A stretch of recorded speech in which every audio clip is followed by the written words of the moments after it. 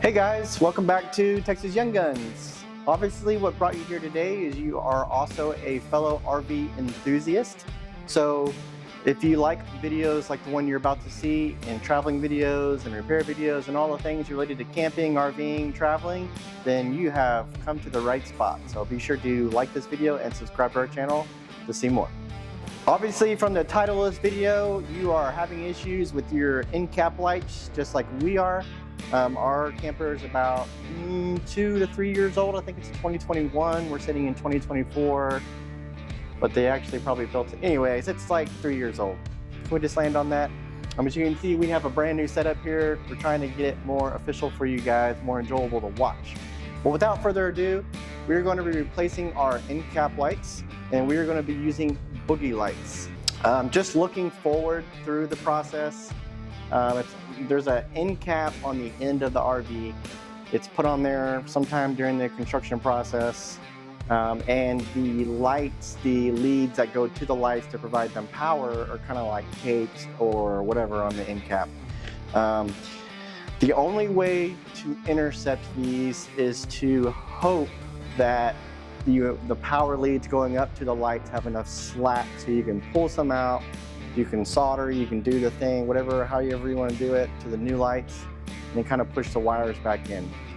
Most RVs, if not all of them, some of them might, but most of them give you no access to behind that end cap unless you start taking some things apart. For ours, I would have to start taking panelings out of our closets on both sides of the bed, because our bed, it backs up into the nose of it like most fifth wheels. I have to start taking paneling out of the closet to see, hopefully I can reach in there and those kinds of things. By the way, this is just a one solid color. If you were to get their kit where you got to install like a RGB controller, if you actually want to change the colors and stuff, then you would have to probably take those panels out. That way you can install the controller on the nose itself. That's mostly the reason why I chose to go with the solid color. But really guys, this process is very simple. So without further ado, let me take this stuff out of the box and show you what's in there. All right guys, so very simply out of the box, you have your LED strips.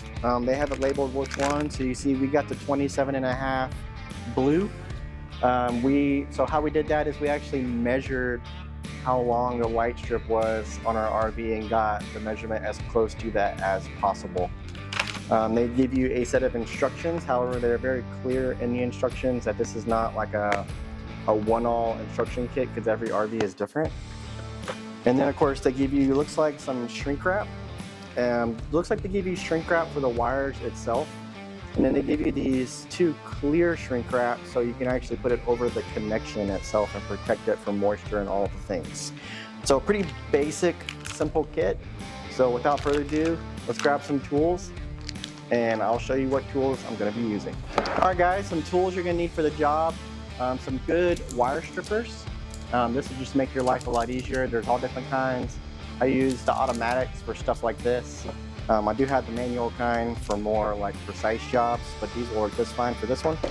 I got some wire cutters. I got some normal scissors just to make my life easier cutting the shrink wrap. The wire cutters might cut the shrink wrap, but scissors will chew through it like hot butter. And then lastly, I need a heat gun. The reason why I'm gonna need a heat gun is because I'm gonna use connectors that have solder built into them and shrink wrap built in, just for that extra little bit of protection.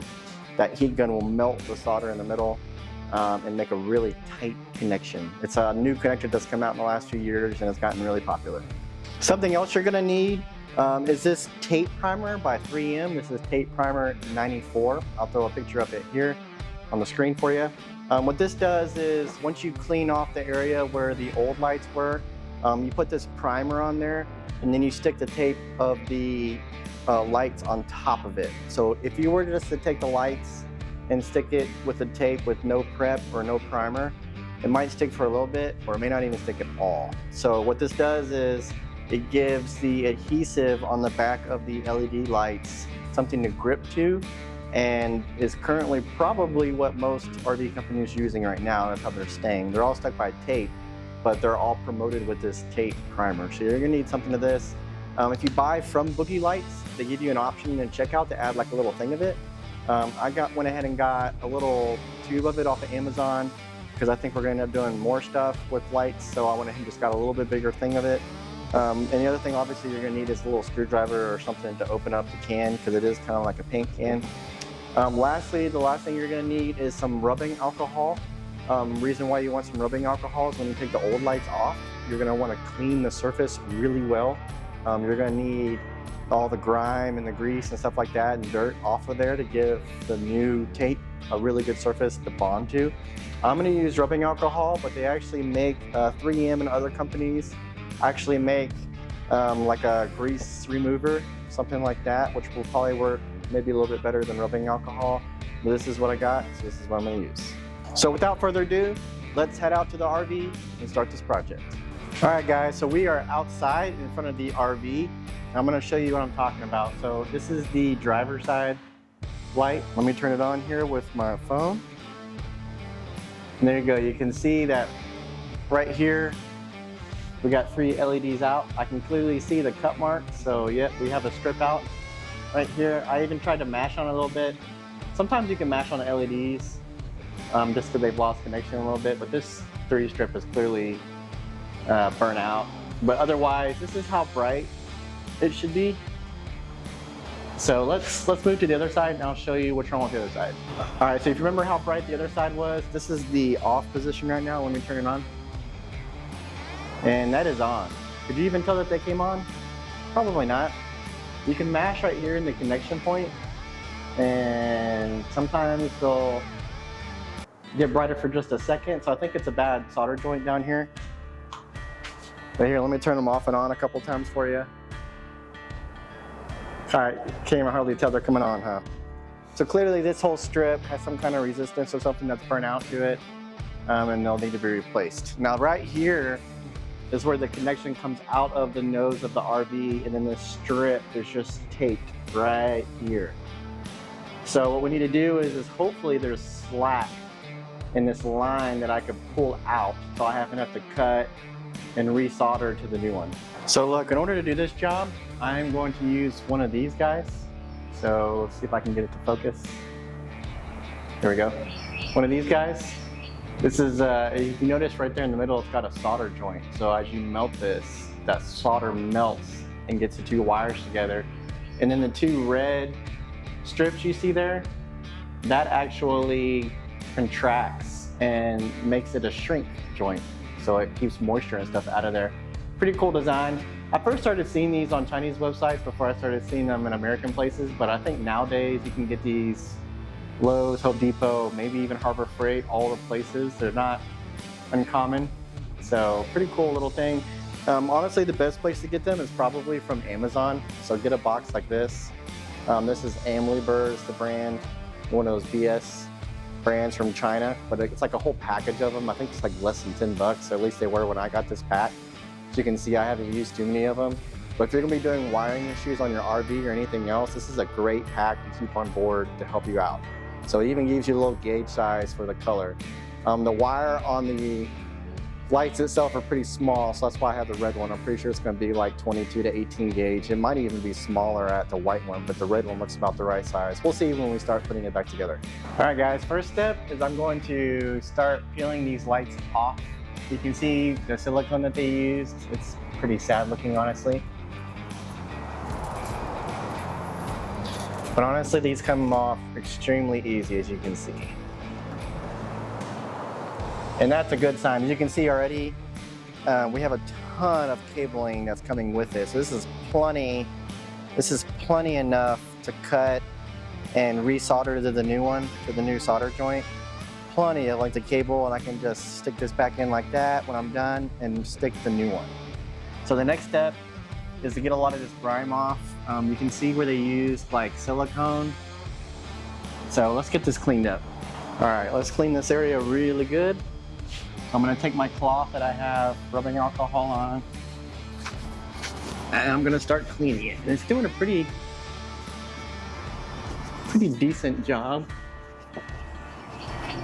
Like I said, if you have a degreaser or something, it would probably work better than this. You just want to make sure you don't get something that's actually going to damage the paint. These front caps are actually painted most of the time, even if you have like a cheaper RV. And we'll give that time to dry. In the meantime, I'm going to go ahead and peel off the other side while we wait for this side to dry. All right, guys, so I went ahead and cut the wiring off here. So this is the old one. You can see, actually, I don't know if you can see, but I think the culprit here is the fact that it got moisture in it. I don't know if you can see the bubbles or not, but that's probably what killed this. It added a bunch of resistance to it. So there's probably a side view is probably the best view right there. It's got some bubbles in it. That's probably what killed this guy. Next step, as you can see, I got the wires here. I've separated them a little bit. I'm gonna take my wire strippers here, make some good strips. You can see these automatic wire strippers make life a lot easier.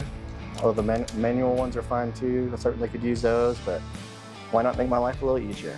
So I'm actually gonna test these lights first before I go any further.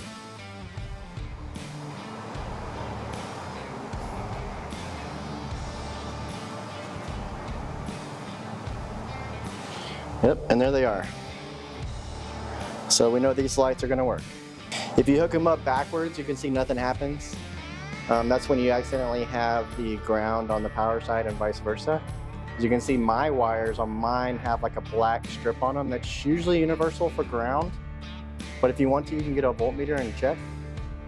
So if I hook this black to black tracer and power on the power, as you can see, it lights up. So now we just need to get the solder joint in here and we'll use our low connectors.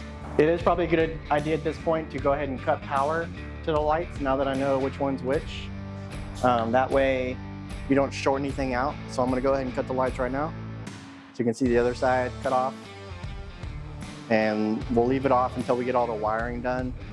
And then we'll see what it looks like at the end. As you can see, I have my little heat gun here from Harbor Freight warming up. I'm getting it nice and hot. And hopefully you can hear me over the heat gun, but we'll get this started. So we'll stick in this side, on this side of the heat gun.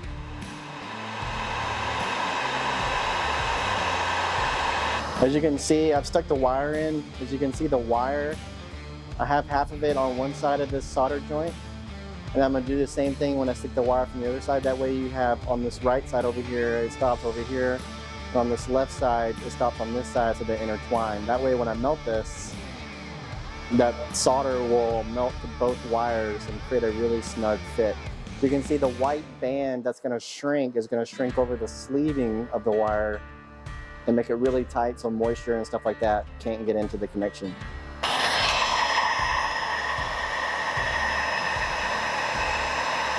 All right guys, so you can probably see here, we have good connections. You can see the middle area is melted, the solder, and so is the bands. I probably left the heat on a little bit too long for the bands. As you see, they're a little over melted, but it should be waterproof. Now you don't want to test tug on these until it's actually dried. Otherwise you'll just pull it out and you'll have to make some cuts, but it's dried now and you can see I'm pulling on it and they're not coming loose. So these are really solid connections. And the next thing what you can do is we can put this wire back into the hole a little bit and get these inside while we prepare to stick the tape of the light onto the RV. All right, so we're gonna very carefully get this wire back into the end cap. You definitely don't wanna break these joints or you'll lose that wire inside of there, and that's gonna be a bad day for you because there's not really any way to fish out those wires. So you can see we have it pretty close. The main thing to do is to protect this solder joint right here. This is kind of like the life of your light strip. If you break or put a lot of stress on this solder joint, it's gonna give you a bad day for these lights and they're not gonna work properly. They're gonna break just like my old ones did. So I'm gonna kind of trace out how I'm gonna put these on there and then get prepared to actually stick this. All right guys, so here comes the fun part. So I got my 3M tape primer. I'm gonna shake it up really good, get it all mixed up. The instructions on the can say to use the minimum amount possible. So Basically, you're just gently coating the surface with this stuff. And you're supposed to use like an applicator. So I'm gonna use like this rag. It's a clean, fresh rag, so it doesn't have contaminants on it. And I'm gonna use it to gently rub the surface. And once I rub it on there, I'm gonna need to stick the lights. That way the primer doesn't dry out or whatever before I actually get it stuck. So when you're at this step, make sure you're ready for it. All right, so you can see I got a wet rag that's on it. So now I'm going to, with the primer, so now I'm gonna coat the surface.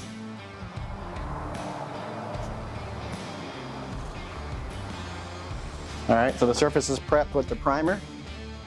I'm gonna take the sticky part off this light.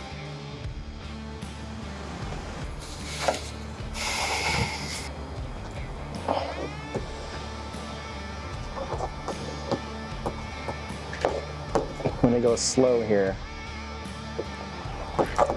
Slow and methodical.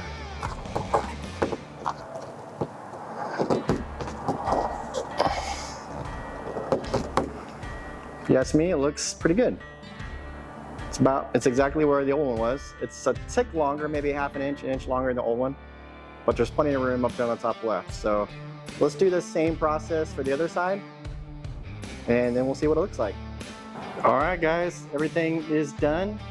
Let's see what it looks like. That's looking pretty good. Looks pretty factory too, just different color. You can see it looks pretty good. It looks pretty factory. I do want to give you a helpful tip, one thing earlier. So down here where the connection goes into the unit, as you can see, I added like a silicone to kind of help seal this up. That way moisture is not getting back behind the cap. I also kind of tucked it up in here. So this is kind of like a shrink wrap that they have on the Boogey Lights. I added a little bit in there just to kind of keep moisture from trying to get into that sleeve. I suggest doing that. Any kind of like quick drying silicone will work. It doesn't have to be like a fancy, you know, something you use for your house. It can just be like a clear, quick drying, some kind of silicone based sealant. As you can see, I did it on this side as well. But man, those are looking really good. So let's see what this guy looks like at night. All right, guys, we are here at nighttime. As you can see, it is dark outside, and we are going to be looking at the RV at night for the first time with the front cap lights. So without further ado, woo, look at that. I mean, that's pretty bright. That's good looking too. The blue adds some pop. Atlanta and I were looking earlier, it goes really well with the awning light. So the blue and the white of the awning, just kind of looks good together. So we're pretty excited about the lights and how they look at the campground next time around. Well guys, what'd you think of the Boogey Lights? Personally, I think they look pretty good. And that's just not because I bought them. I really think they do look pretty bright. I wouldn't say, so they advertise that they're like super bright, right? And they certainly are. Maybe as we use them more, I'll realize that they're brighter. They're about the same as the factory ones, but the blue gives it that little bit of pop, in my personal opinion. Now, Boogey Lights does have all crazy kind of colors. They got like green, purple, I think they might even have pink. I wanted to go green, but a little too crazy for Lana, so we went with blue. It's a good medium for us. If you had the time to install a controller where you can actually change the colors on the go, that'd be pretty cool too. A little bit more expensive. We went with the cheap route just to get our RV repaired, but we're pretty happy with the way it turned out. Remember to like this video. If you have any questions or thoughts on the Boogey Lights, please post them below. There's no affiliate links, but we'll go ahead and give you the website down below as well, so you can go and check them out. And we'll see you on the next one, guys. Remember to subscribe to our channel. Bye.